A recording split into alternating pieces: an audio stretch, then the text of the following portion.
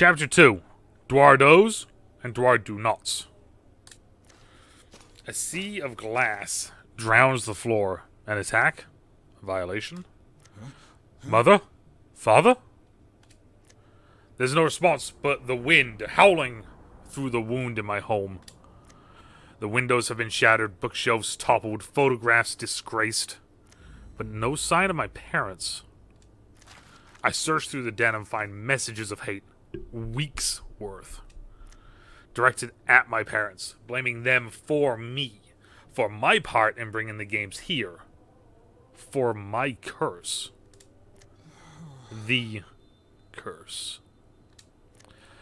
How long have my parents been suffering? Looks like something went down, amigo. Your detective skills are legendary. Thanks! This one time, found a stash of secrets behind a portrait in Pop's study, and that was sarcasm. Being paired with you, perhaps I am indeed cursed. Observation numero dos. Blood. Around the window frames, yes. This is blood from breaking in, not from combat. Unusual. Father built ways to protect the family, and few could move with the grace of mother. If they were attacked, they would have fought. Okay, so no fight. Maybe your folks went in on high-stakes vacation. Enough! It is your father I must speak to. You think he's taking them? No. When going against Pop, he needs you to know he beat you. Trust me. If he took your folks, he'd be bragging. Your father has twisted every deal, gone back on every word he has spoken to me. His lies have sparked a fire that burns Boreos and Cleo. He may not have taken my parents, but he is responsible for their suffering. Duardo Silva will find my parents and will find them unharmed. To avenge the Outland's denizen, he can be a hard man to get a hold of. But to his son, you want to go mano a mano with Pops? Yeah, I'd watch that. I'll give the old man a call. Well, look at us teaming up, amigo. Once rivals, now forced to work together for a greater, cooler good. Oh no, please. Obi and Octi, right again! Woo! You must stop immediately. You prefer Soctane? That's Seer, plus Octane.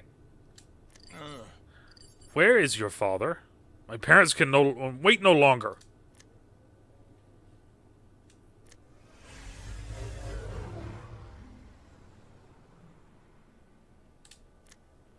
His father does answer, and I'm surprised that Duardo sends for us.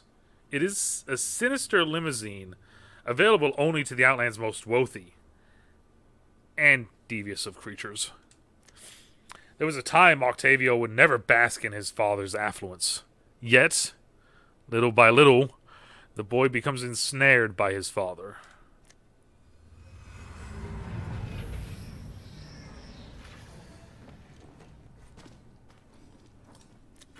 We land in front of a memorial site on Cleo. The Syndicate Corps are packing up drilling equipment. They found whatever they're looking for. Troubling, particularly as the Corps were once a beacon of safety and hope for all of the Outlands, and now a little more than Duardo's personal guard. Okay, this is new. I guess I ought to read these morning brief things his secretary sends me. Huh. Your family dysfunction means little to me. I only care for answers. Mr. Edelisium. So wonderful to see you, my boy. For an old man with a cane, Duardo's movements are profoundly subtle. There are few who can sneak up on me. I would be delighted to answer any questions you might have. No questions. Only a demand. Find my parents. Your parents? Of course, my boy. Duardo nods slightly to one of his Syndicate Corp goons, and they move away with purpose.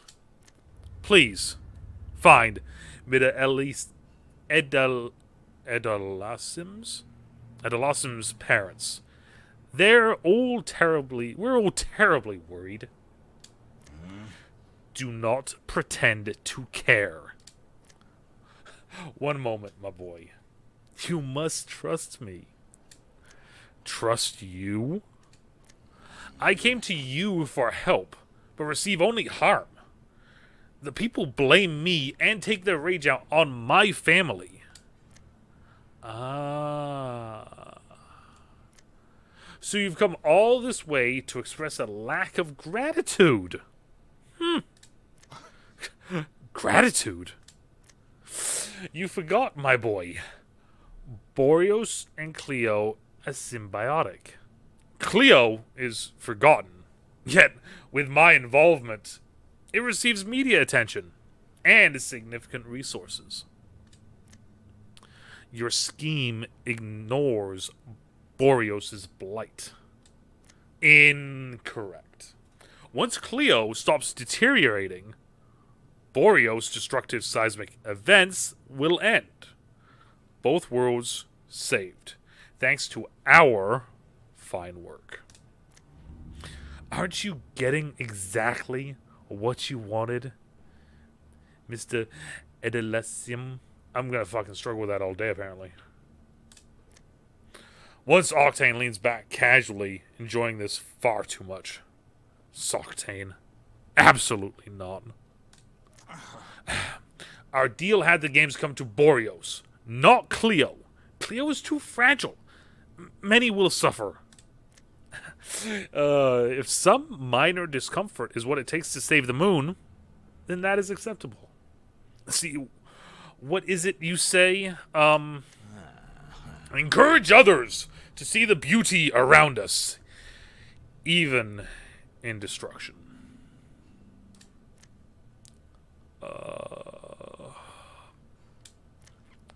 You do not know me as well as you think. I see the heart of all matters, and in you, I see none. It doesn't take a heart to save a world, Mr. Ito. It takes will. If a little interview and a few ramble rousers are enough to rattle you, perhaps what you lack is a backbone. It is not just rabble rousers. It is a storm, a riot, one that took my family. And so, the boy has a spine after all. Wonderful! Ah, and look. Right on time. A dark floating limousine descends upon us, idling. It would seem the Syndicate Corps soldiers Duardos earlier sent away have returned. Its doors open and... my parents are not inside. Careful, old man. I have no patience for your... Duardo indicates to get in. I could not trust him less. Beware your tone. You just so happen to be talking to the man who knows exactly where to find your parents. Next! Underwater. It's good to see Duardo back. I like Papa Octane. I think he's a cool baddie to an extent, right? I like where this is heading though, with him kind of, you know, pulling the strings, but also he makes a lot of, honestly, I'm not gonna lie, Duardo makes a lot of good points. Genuinely makes a lot of good points. You fix the moon fixes Boreos, then there's more stuff that can happen on Boreos. A lot of the things that he's saying, as bad as it may seem, and as wrong as it may seem, there's some things that are right about what he's saying. That's all I'm gonna say. But let me know what you guys think down in the comments down below. And as always, depending on where you are, morning, afternoon, even night, stay triple C safe. And we talk to y'all later. Bye. George, if anyone ever takes you from me, I am hunting them to the ends of the earth. I just want to let you know that.